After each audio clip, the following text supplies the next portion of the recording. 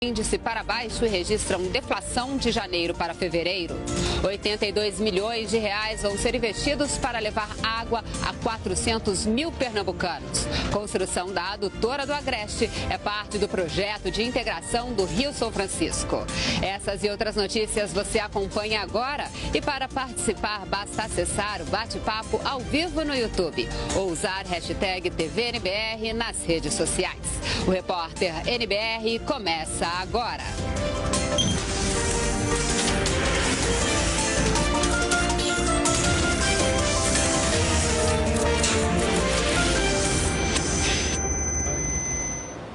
Olá, boa noite. No ar as notícias do governo federal desta quinta-feira, 21 de fevereiro de 2019. Porta-voz da Presidência da República, Otávio do Rego Barros, ele afirmou que a ajuda humanitária do Brasil à Venezuela continua por meio da Operação Acolhida ali na fronteira com o país vizinho. Essa operação que já atua no local por pelo menos um ano. O cronograma de oferta de alimentos e remédios também está mantido. A partir do dia 23 de fevereiro, esses produtos estarão disponíveis para o povo venezuelano. Segundo Rego Barros, tropas brasileiras permanecem em operação. Ele afirmou que a situação na cidade de Pacaraima, que faz fronteira com o país vizinho, é de normalidade. Rego Barros afirmou ainda que a fronteira está aberta e com fluxo normal. Os alimentos e medicamentos eles vão ser recolhidos de cidades brasileiras e enviados a Roraima por meio da Força Aérea Brasileira. São mais de 20 toneladas de leite e 500 kits de primeiros socorros. O porta-voz disse que os deslocamentos dos caminhões brasileiros eles serão feitos com a ajuda da Polícia Rodoviária Federal, mas que o recolhimento dos produtos deve ser feito por caminhões venezuelanos. O porta-voz informou ainda que o vice-presidente da República, Hamilton Mourão, ele vai participar, vai representar o Brasil na reunião do Grupo de Lima na próxima segunda-feira. Esse grupo é formado por 14 países latino-americanos, mais o Canadá. Foi formado em 2017 pelo Peru para denunciar a ruptura da democracia na Venezuela. Alessandra, eu volto com você. Muito obrigada, Daniele, pelas informações. Um bom trabalho para você. Reduzir a desigualdade no país e acabar com os privilégios. Com a nova Previdência, o governo quer garantir um sistema mais justo e equilibrar as contas públicas. E o mercado financeiro aposta na retomada do crescimento com a nova proposta. A nova Previdência contou com sugestões desse professor de economia da Universidade de São Paulo. A proposta do governo deve economizar 1 trilhão e 100 bilhões de reais em 10 anos e acaba com distorções do sistema. Paulo Tafner apoia o novo modelo apresentado ao Congresso Nacional. Tratou de forma abrangente de todos os benefícios, definiu idades mínimas de aposentadoria, que é um requisito importante para reduzir a desigualdade no Brasil, porque hoje pobre se aposenta velho e rico se aposenta cedo. Então, reduziu essa disparidade escandalosa do nosso sistema. E ela definiu também uma transição curta que dá potência fiscal, de modo que traga as contas públicas para uma dinâmica mais sustentável e, portanto, põe o país numa rota de crescimento. Uma das principais mudanças é a criação de novas faixas de contribuição, dependendo da renda do trabalhador. Quem ganha um salário mínimo, por exemplo, terá a alíquota reduzida de 8% para 7,5%. Já para quem ganha acima do teto da Previdência, ou seja, R$ 5.839,45, a alíquota será de 11,68%. No caso de servidores públicos, ela pode chegar a 16,79%. Todo mundo produz um déficit. O que significa o déficit? A soma do que eu contribuo é menos do que a soma do que eu recebo. Então abre um passivo. Isso tem que ser pago pela sociedade. Ora, esse déficit, quando o trabalhador ganha muito pouco, é um déficit minúsculo. À medida que esse trabalhador ganha mais, esse déficit vai aumentando. Então, é justo que aqueles que produzem mais déficit, ou seja, a diferença maior entre o que eles recebem e o que eles contribuem, eles paguem um pouco mais. 1/3 dos trabalhadores ganham um salário mínimo. Pois muito bem, esses trabalhadores terão a alíquota reduzida um pouquinho. Em compensação, aqueles que vão ganhando mais ao longo da vida, aqueles que já ganham mais hoje, eles terão uma contribuição um pouco maior, de modo a equilibrar um pouco, não vai resolver, mas equilibrar um pouco mais esse descasamento entre os passivos segundo a renda de cada trabalhador. A proposta da nova Previdência foi bem aceita pelos operadores do mercado financeiro. A reforma é vista como essencial para o governo atacar o problema fiscal e voltar a arrecadar mais do que gasta.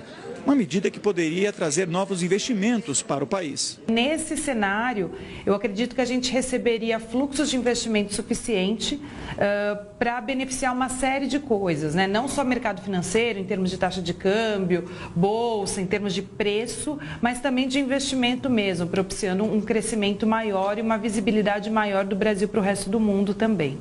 Atualmente, o Brasil gasta cerca de 14% do PIB, a soma de tudo que é produzido no país, com previdência. Se nada for feito, esse número tende a crescer. A aprovação da reforma pelo Congresso Nacional poderia mudar esse quadro, explica essa economista que trabalha no mercado financeiro. 1,1 trilhão de economia em 10 anos, que é o estimado pela proposta anunciada ontem, é bastante importante. Certamente esse valor é compatível para uma reversão da trajetória da dívida bruta, né, do crescimento da dívida bruta. Então, é isso que o governo, né, e obviamente o mercado está esperando também, porque a gente tem um problema sério de fiscal, né? Quando a gente olha hoje os fundamentos brasileiros, né, os fundamentos macroeconômicos, a gente tem inflação controlada, juros baixos, contas externas indo muito bem, só que a gente tem um problema sério fiscal. Levar água a 400 mil pernambucanos. Para isso, o governo anunciou a liberação de 82 milhões de reais para a construção da adutora do Agreste, que é parte do eixo leste das obras do projeto de integração do Rio São Francisco.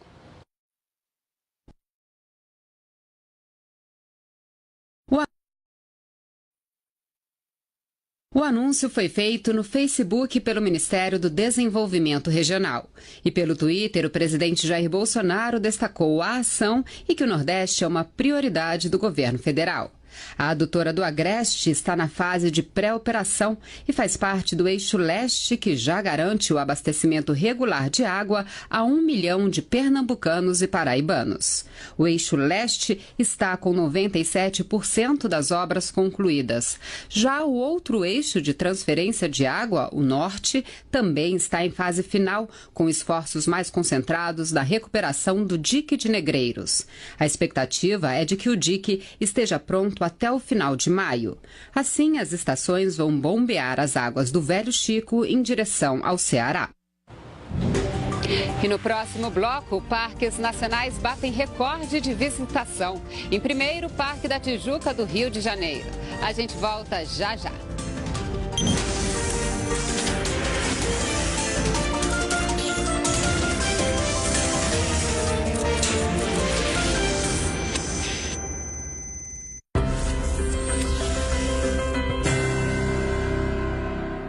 A importância do registro é porque ele dá segurança para o autor. É uma forma do autor comprovar que ele que produziu aquele conteúdo. Então, assim, se amanhã ou depois alguém utilizar aquele conteúdo sem autorização do autor, ele tem um documento que o ajudará a exigir seu direito. Agora é importante lembrar que o registro ele não é obrigatório. Então, a proteção ela começa a partir da criação da obra e não do registro. Hoje, a Biblioteca Nacional disponibiliza a própria sede no Rio de Janeiro, mais 10 escritórios estaduais e, para quem não está no local onde haja um escritório, a opção de envio da documentação pelo correio. Todas essas informações estão disponíveis no site da Biblioteca Nacional, mas basicamente é juntar o formulário preenchido, a GRU paga, cópias dos documentos pessoais e uma via da obra que será registrada e levar junto à Biblioteca Nacional. Eu diria que registre sua obra para proteger e garantir os seus direitos.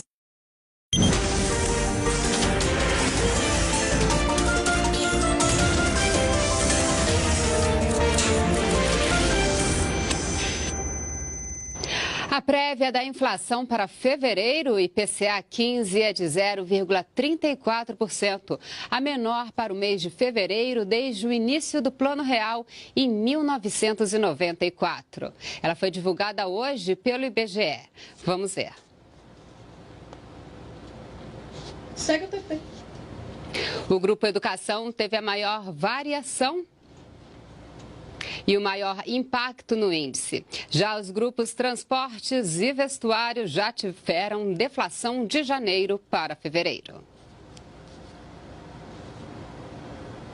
O número de visitantes nos parques nacionais brasileiros bateu um novo recorde. De 2017 para 2018, houve um aumento de mais de 1,5 milhão de visitantes, o que representa crescimento de mais de 6%. Confira na reportagem de Maurício de Almeida.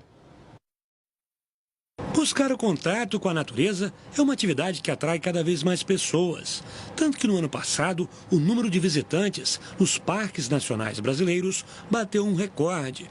Eles receberam 12.400.000 pessoas, o que representou um aumento de 6,15% em comparação com 2017. Com essa grande quantidade de turistas aqui ao meu redor, já dá para perceber que eu estou no local que aparece em primeiro lugar na lista. É o Parque Nacional da Tijuca, que fica no Rio de Janeiro. E o motivo para essa colocação está bem ali atrás. É o monumento do Cristo Redentor, uma das 7 maravilhas do mundo moderno, que fica na área do parque. A estátua do Cristo Redentor fica no alto do Morro do Corcovado, uma das diversas montanhas do Parque da Tijuca. Lá de cima, o visual da cidade do Rio é privilegiado. No mesmo parque também fica a Floresta da Tijuca, a maior floresta urbana do mundo. Atrações que no ano passado foram visitadas por cerca de 2.600.000 pessoas. Turistas de diversas partes do Brasil e do mundo. É bastante emocionante, é uma emoção ímpar. Eu que venho de uma área extensa, que é a Floresta Amazônica, eu sou do Acre, eu estou com a minha família aqui já pela 3ª vez e estão todos emocionados. Tá muito legal conhecer o Cristo pessoalmente. Olha, é mágico, é incrível vir aqui. Primeira vez, eu tô amando muito. Essa conexão entre a natureza e a arquitetura é muito bonita. O Parque Nacional do Iguaçu, no Paraná, foi o segundo que recebeu mais visitantes, 1.890.000. Com 185.000 hectares de floresta, o parque é considerado Patrimônio Mundial pela Unesco. No parque ficam as Cataratas do Iguaçu, uma das 7 maravilhas da natureza. São 275 quedas d'água, com cerca de 80 metros de altura. Para o ICMBio, órgão do governo federal que é responsável pelos parques, o crescimento do interesse pelo ecoturismo ajudou a aumentar o número de visitantes. A tendência de aumento da busca por atividade de turismo em ambiente natural é global. Os dados da Organização Mundial do Turismo indicam que essa modalidade de turismo cresce entre 15% a 20% ao ano no mundo. É o segmento do turismo que mais cresce no mundo. E no Brasil é igual. Para os próximos anos, a expectativa é de quebrar outros recordes, principalmente por causa das parcerias público-privadas, que vão melhorar as estruturas dos parques. No Parque Nacional de Itatiaia, por exemplo, que fica na divisa do Rio de Janeiro com Minas Gerais, uma nova concessão foi assinada recentemente e vai permitir investimentos de 17 milhões de reais. As concessões nos ajudam a atender essa demanda crescente. Se fosse depender só dos investimentos públicos, para que a gente pudesse estruturar os parques nacionais e outras unidades de conservação para receber esses visitantes, a gente já está muito atrás da demanda. A gente não teria como preparar as unidades para receber. E é nesse momento que o parceiro privado, o concessionário, nos ajuda.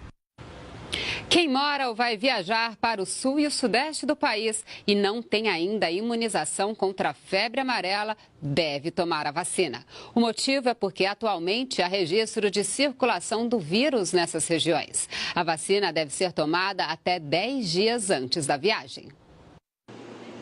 Se a população não vai ao posto de saúde, o posto de saúde vai até a população. Quem passa por essa estação de trem em São Paulo pode se vacinar contra a febre amarela. Pelas recomendações que falam, né?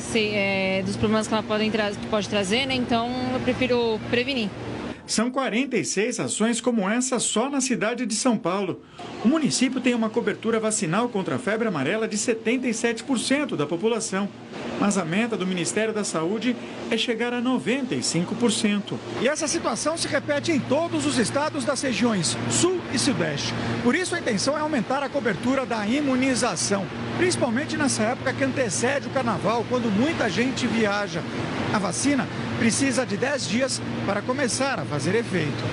O homem acaba sendo acaba contraindo a febre amarela acidentalmente, ou seja, ou porque viaja para a área de mata ou porque mora nessa região, né? Como no estado de São Paulo hoje tem alguns lugares que a febre amarela está circulando, né? E a preocupação é justamente essa, que nesses lugares onde há a circulação da febre amarela, que as pessoas viajem para lá vacinados. A vacina faz parte do calendário de imunização do Sistema Único de Saúde e está disponível gratuitamente em postos de saúde de todo o país para adultos e crianças a partir de 9 meses de idade. Segundo o Ministério da Saúde, cerca de 50 milhões de pessoas ainda precisam ser vacinadas no sul e no sudeste do país. Essas regiões ingressaram no mapa da vacinação no ano passado, depois de registrarem casos da doença. Para se precaver contra o mosquito, né? Que essa doença ninguém merece. Toma a vacina mesmo. Tome, gente, que acho que não é brincadeira mesmo não, né? Hugo vai viajar para o litoral paulista no carnaval. A área é considerada endêmica. Agora, com a vacina contra a febre amarela, ele ficou mais tranquilo. Posso curtir de boa, não fico muito preocupado, ver notícia no jornal que gente morreu, aí não ficar com medo, né? Agora já tomei e estou mais preocupado. Nós ficamos por aqui. Toda a nossa programação você acompanha ao vivo pelo site da NBR e pelo canal no YouTube. Acesse também o nosso perfil no Twitter. Acompanhe agora a entrevista feita pela NBR com o secretário da Previdência, Rogério Marinho. Uma boa noite para você e continue com a gente na NBR e a TV do Governo Federal.